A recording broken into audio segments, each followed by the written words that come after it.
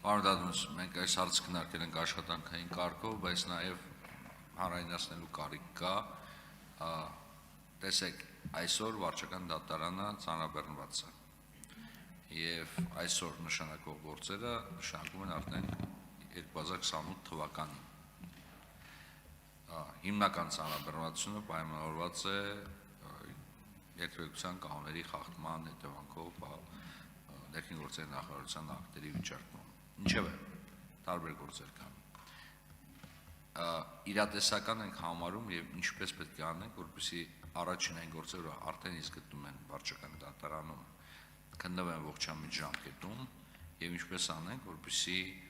դատարանը իրոք բեռնաթափվի և կարողանա գործերը քննել 6 ամսյա ժամկետում, որտեղ ուզենք թե չուզենք, սա գործընթաց է և այդ գործընթացը ինչքան գրավորի չանցնենք, ինչքան ժամկետ չնախատեսենք, որոշակի իրավական ընթացակարգեր է պահանջում։ Շնորհակալություն պարոն Վարդանյան, այո շատ ճիշտ եք, վարչական դատարանի ծանրաբեռնվածությունը լուրջ խնդիր է, դա թաքցնելու բան չէ։ Մենք հիմա աշխատում ենք դատական վիճակագրություն հավաքագրելու ուղղությամբ, որպեսզի այո շատ ճիշտ եք, դրանց հիմնական մասը ճանապարհային երթևեկության կամ այլ ուրեմն խախտումներ են, որոնք գտնվում են ուրեմն ներքին գործերի նախարարության տիրույթում, այսինքն իրենց կողմից կիրառված վարչական տուգանքներն են, բայց մենք հիմա աշխատում ենք վարչական դատարանի հետ վերհանելու վիճակագրությունը, հասկանալու արդեն կոնկրետ գործերի քանակը ինչպիսին է եւ նաեւ մենք մի վարժություն ենք ուզում անել հասկանալու թե այդ գործերով, որոնք որ հարուցվել են, դրանցով կիրառված վարչական տուգանքները, իրենց համակցության մեջ